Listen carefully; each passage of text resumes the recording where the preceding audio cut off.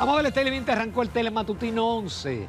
Gracias por acompañarnos, ese público con el cual yo me siento muy honrado de la audiencia, de todos ustedes, un público inteligente. Y como todos los viernes le doy las gracias al Señor porque me presta la salud y la vida para poder compartir con todos ustedes. Buenos días. Hoy Jacqueline no va a estar, le hemos dado que coja su fin de semana tranquilo, porque yo voy a estar ausente unos cuantos días del programa. Tenemos muchos temas en el día de hoy que vamos a tratar de sintetizar en 15 minutos. Nos acompaña como invitado principal el doctor Trajano Vidal Potentini, un abogado eminente, académico, autor de muchísimos libros, presidente del Colegio Dominicano de Abogados, y que siempre lo convocamos cuando hay temas. Por ejemplo, ahora hay una especie de debate constitucional. Vamos a hablar de eso y también del Colegio de Abogados. En la segunda entrevista tenemos a Franklin Glass, quien es presidente de la Cámara de Aseguradores y Reaseguradores, y Laura Peroso, que es representante del PNUD. Ellos van a presentar un trabajo que desarrolló el PNUD para mostrar el impacto que tiene el seguro en la República Dominicana. Señores, el tema que nos va a acompañar durante muchos días, y muy especialmente después del 16 de agosto, es el tema de la reforma fiscal. Algunos amigos me han dicho, ¿y por qué se necesita una reforma fiscal? Bueno, lo primero es que este país, desde el año 2007, viene acumulando año tras año déficits fiscales. Es decir, los gobiernos gastan más de lo que reciben. Entonces, si usted gasta más de lo que recibe, ¿cómo usted cierra esa brecha? Con deuda. Por ejemplo, si usted es un hogar y usted gasta más de lo que le ingresa, ¿qué usted hace? Bueno, pues lo resuelve con la tarjeta de crédito, hasta que llegue un momento que no puede pagar la tarjeta de crédito, o con el usurero, o con el tipo del colmado, o con préstamo. Ahora, llega un momento que usted no puede pagar. Entonces, esa es una de las razones. República Dominicana, aunque del gobierno nos dicen, miren, la relación deuda-PIB está disminuyendo. Eso es un cuento, porque la deuda no se paga con el PIB, la deuda se paga con las recaudaciones. República Dominicana, el gobierno central, debe alrededor de 55.000 millones de dólares. Si usted le suma la deuda del Banco Central, que son 17.000 millones de dólares, estamos hablando de 73.000 millones de dólares, que es una suma importante. Y lo grave es que ya de cada 100 pesos que se recaudan, 25 es para pagar los intereses de la deuda, que es hoy el segundo gasto más grande. Educación y intereses de la deuda. Intereses de la deuda es más que salud, es más que muchísimos ministerios juntos. Cuando un país está llegando a ese punto, eso es grave. Pero falta también la amortización de la deuda, que hay que coger más dinero prestado para usted cambiar deuda vieja por deuda nueva. Entonces, esa es una de las razones de la reforma fiscal, que el gobierno tenga más dinero. Pero no hacemos nada con que el gobierno tenga más dinero si sigue aumentando el gasto más rápido que los ingresos. Si sigue aumentando la nómina, si sigue dando pensiones a personas que no lo necesitan o que no califican, o se siguen aumentando los inscritos en los programas sociales, que es contradictorio. La pobreza dice economía que está disminuyendo y los pobres extremos, pero entonces cada vez se enrolan más personas a los planes sociales del gobierno. Entonces, otro caso, una reforma con unas EDES que pierden más de 1.500 millones de dólares todos los años, porque han fracasado, ha aumentado las pérdidas. Entonces, ese es un hoyo que está ahí. Pero está la deuda del Banco Central. El Banco Central tiene una deuda ya que sobrepasa el billón de pesos. Eso comenzó con 98.000 millones en el 2004 y ya va por encima del billón. Entonces, el gobierno necesita más recursos, pero el gobierno tiene que también apretarse el cinturón. Tiene que haber un límite en el déficit, tiene que haber una mayor calidad del gasto. Aquí se nos prometió, yo recuerdo cuando mi amigo Miguel Seara Jato iba a los programas y decía, no, con 2 o 3 medidas nosotros bajamos en 40.000 millones el gasto. No, el gasto lo que ha hecho es aumentar. Entonces, primero, más recaudaciones. Segundo, calidad del gasto. Ahora, la reforma no puede ser para cargar a la clase media y a los sectores de más bajos ingresos. Ya eso hasta lo dijo la Iglesia. Lo dijo también el doctor Leonel Fernández. La clase media no aguanta más impuestos. Nosotros pagamos impuestos desde que nos levantamos hasta que nos acostamos, directos e indirectos. Y a los pobres no se les puede cargar, por ejemplo, poniéndole ITEVIS a la canasta familiar.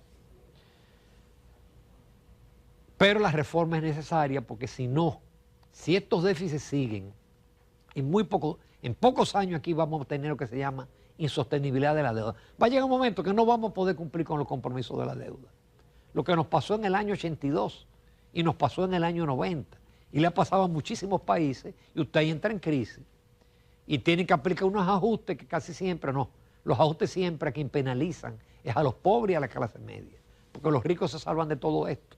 Esta reforma tiene que ser dirigida a que paguen más los que tienen más y a eliminar una serie de exenciones que ya no tienen sentido. Turismo, zonas francas, etcétera. Pero bueno, de esto vamos a hablar mucho. Por otro lado, la Junta Central Electoral les recordó a los partidos que el 21 de junio se vence el plazo para que los candidatos declaren los gastos en la campaña.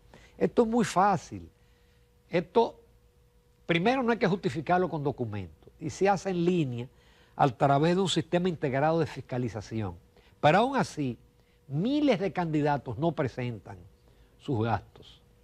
Y es muy sencillo decir, mire, yo gasté tanto, pero no es una declaración que usted tiene que presentar factura. Y aún así no se cumple con eso. Y tampoco hay el elemento punitivo, es decir, el que no entrega, ¿qué va a hacer la Junta? Nada, no puede hacer nada. Por otro lado, está caliente el tema de la renovación del PLD. Vimos que Charlie Mariotti y que Danilo Medina no van a postularse en el Congreso que parece será en agosto, que renunció Castillo, el que era Castillo Sabiñón, que era senador por Barahona, renunció del comité político, renunció también a José Ramón Peralta. El PLD está obligado a renovarse. Partido que en el 16 te saca el 62%, 29 senadores y 120 diputados, cae ahora a 10.4, 0 senadores y 13 diputados. Claro, si la idea es ampliar la matrícula del comité político y del comité central, están en lo mismo. Eso no es renovación. Eso es seguir con los mismos. Y entonces, Danilo Medina va a ser el poder detrás del trono. La renovación sería elegir todos los miembros del comité político y todos los miembros del comité central y toda la directiva y la secretaría elegidas universalmente, sí, con el padrón del partido. O como a ellos les gustaba en alguna época, con la votación de todo el mundo. Pero yo no creo que ahora a ellos les interese la votación de todo el mundo. Eso era para aquellas primarias.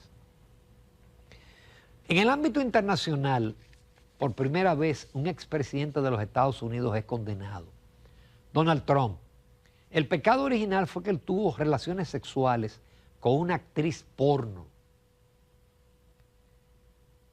Y el problema fue que a ella la sobornaron en las elecciones del 2016 para que no hablara. Y para que ese soborno se produjera, que no es tan fácil, aquí es más fácil darle dinero a los comunicadores y darle dinero a una serie de gente, y eso queda así. Ellos tuvieron que falsificar una cantidad de documentos. Y por eso es el juicio de Donald Trump, fue condenado. Ahora, Estados Unidos está dividido. Los que piensan que eso es una persecución política y Trump está ganando más simpatía. Y los que piensan que no, que este señor hay que cerrarle el camino por la vía de procesos judiciales. Él va a apelar, ese caso probablemente no culmine antes del 6 de noviembre y lamentablemente Donald Trump va a ganar las elecciones. Estados Unidos, que está en declive frente a China, hoy demanda un liderazgo fuerte, un liderazgo con visión de futuro, un liderazgo tipo John F. Kennedy o Franklin Delano Roosevelt, pero no. Tiene la opción de Joseph Biden, disminuido neurológicamente, y de Donald Trump, que es un hombre ultraconservador, aislacionista, con ínfula de dictador, pero esa es la opción que tienen los... Y nosotros tenemos que estar pendientes porque lo que pasa en Estados Unidos a nosotros nos afecta. También en el ámbito internacional, en México, algo histórico. En México, en las elecciones de este domingo, se van a enfrentar y va a salir una mujer presidenta de los Estados de México, entre Claudia Sheinbaum, que es la señora que aparece ahí en pantalla, ella es del partido Morena, el partido del presidente AMLO. Las encuestas le daban primero una distancia de 30 puntos contra esta candidata, Xochitl Gálvez, pero ya las encuestas dan todavía 13 puntos, 12 puntos.